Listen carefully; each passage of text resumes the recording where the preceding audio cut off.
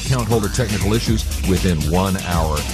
BFGservers.com, when size does matter. Are you looking for a stable game server hosting company? Well, BFG Servers has been in business since 2001. Looking for a game server hosting company with real credibility? Well, BFG... And now, it's time for the GameSHOUT technology news and reviews. Taking your questions live, the GameSHOUT Technology Show.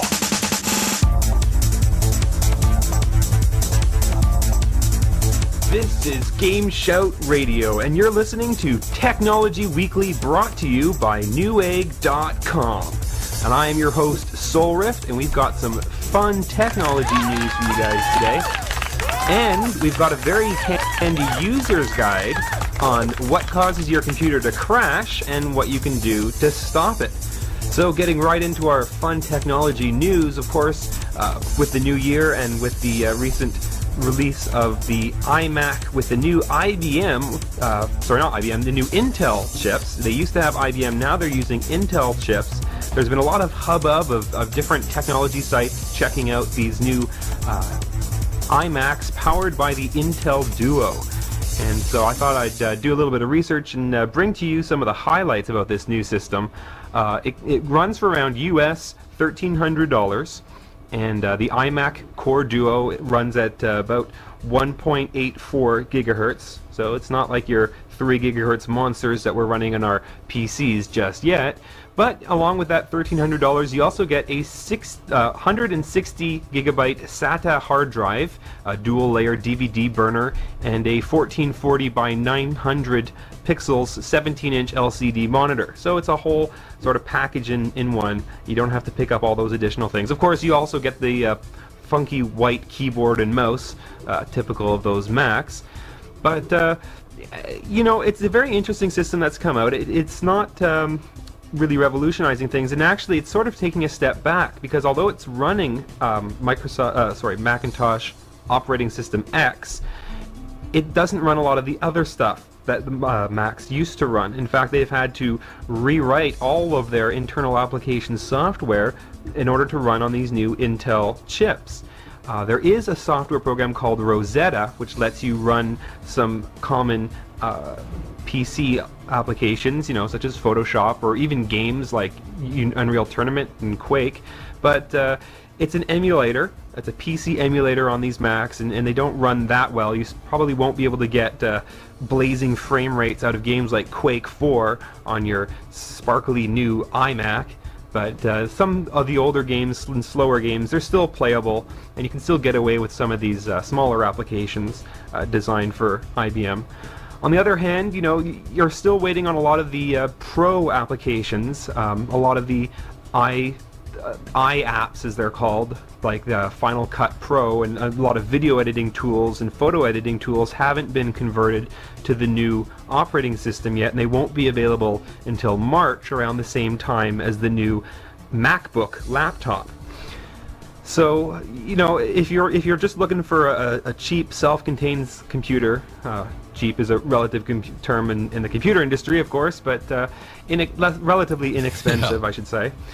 And it's a fully complete system, so I mean, you shell out your $1,300, you pick up a box, and that's everything you're ever going to need. It's not like you've got to go back and buy a keyboard and a mouse and a screen and everything else. And all you really need to use are you know, things like Safari to surf the web, and iLife and iWork to listen to music and do word processing. Then, you know, maybe it's not a bad choice. But as far as gaming, you're still stuck with the PCs, and even for pro applications like Photoshop and movie editing, you're probably still better off with the PC for the time being. But of course, the big exciting thing when they announced that they're going to have an Intel chip inside these Macs, everyone says, well, let's see if we can get Windows to run on it. So sure enough, everyone has been trying to run or install a version of Windows on this new iMac. And in fact, Apple came out and said, well, they don't mind if people try to run Windows on their Intel-based Macs. So, of course, everyone has tried, and no one has succeeded. No, people have tried to boot from Windows XP, they tried to boot with the new Windows Vista, they've tried doing all sorts of funky things trying to get this thing to run, but you know, it just won't detect this foreign operating system. It just won't let it run on these Macs. So you're pretty much stuck with OS X.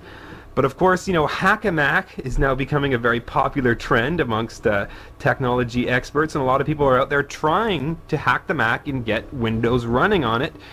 We will wait and see if anyone is successful. Of course, as soon as they are, we will, of course, talk about it here on Technology Weekly.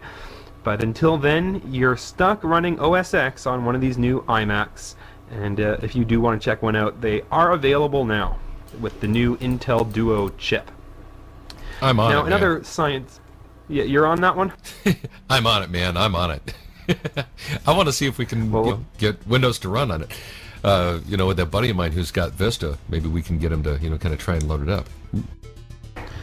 Well, you know, they've had a lot of technology experts, but they haven't had that much time. They've only had a week or two to really play around with this system and try to fiddle with a lot of things. So maybe in another few weeks, when some of the really hardcore coders and hackers get their paws on these things, we'll see some Macs running Windows operating system. But frankly, I would not be surprised if Apple really went to the extent necessary to completely block the Windows operating system on their computers, on their Macs. You know, if you make sufficient changes to the actual hardware, which of course they did do with the Intel Duo, it might just not be possible in any way to run Windows on an iMac. Wow. Isn't Bill Gates still like 30% owner of Apple or something? You know, I have no idea. I had never heard that before. I thought Steve Jobs owned it all or something like that. I think Bill Gates funded Apple. He helped bail them out in the mid-90s or something, and I don't know the whole story, but he's got some type of financial ownership in that. We'll have to send our accountants out scouring the web to try to figure out an answer to that one. Well, you know, we're going to take a quick break, but when we come back, we've got our guide to why your computer crashes and how you can stop it, and we'll be back right after this. You're listening to GameSHOUT Radio. If your gaming thumbs are itching for a PlayStation 3, don't worry, GameSHOUT's got you covered. GameSHOUT's Gamepad Gamers PlayStation 3 Edition mini podcast gives you all you want to know about the PS3 and more. PlayStation 3 news? Yeah, we got it. Reviews of the games you want to play? Oh yeah, we got it. Previews of the hottest new games coming out to the PlayStation 3? You don't have to ask twice. We got it. Be sure to find out more about the games, news, previews, and reviews that matter from the only gaming site that matters, GameSHOUT.com. Hey, welcome back to Technology Weekly. I'm Soulrift, and you know, one of the big problems we always have with our computers is, of course, that they crash. They crash, yes. And just like cars, as a matter of fact. And as I was researching this, I found out that computers and cars generally crash for, you know, the same reasons. And there's three main reasons why computers and cars crash. The first and foremost is human error. You know, cars and computers, they're only machines. Oh, no, you point your car at a tree. Yeah, the loose nut behind the wheel. The loose nut behind the wheel, or in this case, behind the keyboard. So, bad human users can cause both cars and computers to crash. And the most important tip I can give you there is just to be, you know, aware of the computer. A lot of times people will do funny things to their computers, or their computers will act in ways that they don't expect. And the problem is that they generally don't know what they just did before something unexpected happened. So it's like if you're driving a car and all of a sudden your car speeds up and crashes into the car in front of you, you have to take a moment and realize that you pushed the wrong pedal. It wasn't that your car acted erratically, it was the user that acted erratically. But of course, you know, computer crashes don't only happen because of bad users. There are other major concerns. Primarily, bad software can cause your computer to crash. Now, just like potholes in the road, if you hit them just right, you can smash up your car. Well, a lot of software have holes, bugs, loopholes, other problems like that. And if you just hit them right on, you can crash a game, crash your whole computer, or run into all sorts of strange bugs and problems. And sometimes there's just nothing you can do as a user. You can try to identify what happens in those software to cause those problems and try to avoid doing that. For example, I know Captain Maverick here had a certain problem that he was having with Windows, and essentially he was running his computer many days, running lots of programs, quitting programs, running more programs. And what happened, Mav? Well, I just keep it running over and over and over. And then every once in a while, I would be, it happened even, in the middle of the show where I'd press a key here, and then all of a sudden, bang, my computer's rebooting. All my programs are closed. It's just rebooting. And I couldn't figure out what the heck is going on here. It automatically reboots. Yeah, that's a hard system crash. It's not necessarily a good thing, but it's probably attributed to the Microsoft Windows operating system. Now, if you think of the Microsoft Windows operating system, it is designed to run a lot of different tasks at the same time. It's a multitasking operating system. So, when you run Windows, you're not just running Windows and your game, you are also running maybe MSN Messenger, maybe you're running Ventrilo or TeamSpeak, maybe you've got your web browser or your email also running. A lot of programs of your MP3 player. Yeah, a lot of it. And so what happens is the computer will divide up your available memory, your RAM, and preserve or protect sections of this memory for each of those applications. And the problem is that when those applications close, sometimes due to bad programming, that memory isn't released back out into the system. Or, for example, programs may acquire more memory while they're running. So if you're running, say, Firefox, and then you open up multiple browser tabs, well, each time you open a browser tab, Firefox is going to say, Windows, hey, I need a bit more RAM because I'm opening up another web page. And it'll take more and more memory, and sometimes that memory gets lost. The program quits. It doesn't tell Windows to release that memory, and this is what's called a memory leak. That memory is sort of leaking away into the ether, getting locked up as protected memory and never getting released back into the system to be used. So if you keep running your computer for a very long time, and of course you keep running and quitting applications, that memory leak will eventually add up and you'll run out of memory.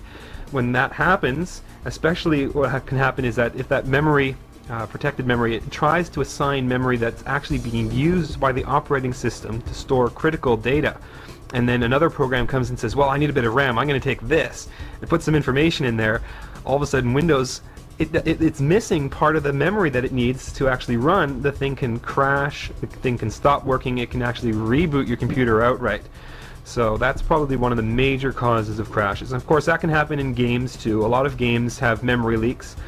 Some people have noticed that when you play a game for many hours on end, the game seems to get slower and slower and slower, and that's often attributed to memory leaks. It may be storing more and more data in your video card, even though that data is not being used anymore, it gets left over, the game can slow down and crash. There's a lot of other similar problems. Of course, the worst kind of crashes you can get is a hardware crash. If the actual hardware in your computer fails, that can be the most disastrous crash. The worst, I think, is, of course, the hard drive crash. Now, in a hard drive, you've got these little disks spinning around very fast, and these little metal read-write heads that are just going very close to them, close enough to interact with electromagnetic fields to read and write on those disks, but they never actually touch. Now, if you have a critical hard drive failure with those really fast spinning disks that go as fast as 7,200 RPM or 10,000 RPM in some specialized drives, and those read-write heads actually, touch each other at that speed, well, what can happen is that your hard drives just get shredded up and destroyed. Not only do you have to replace the hard drive, but you lose all the data on it. Yeah, I can just see all the metal shavings and filings all over the place, Oh, it's disastrous. Of course, you can also have your CPU overheat. That can be a major cause of crashing.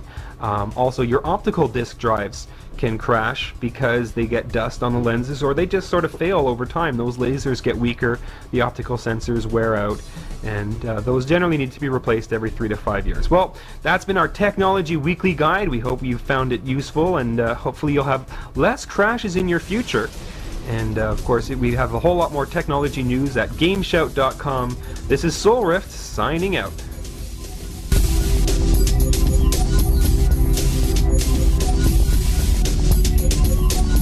This is GameSHOUT Radio, the #1 talk game station in the world. Visit GameSHOUT.com for more info. GameSHOUT. GameSHOUT.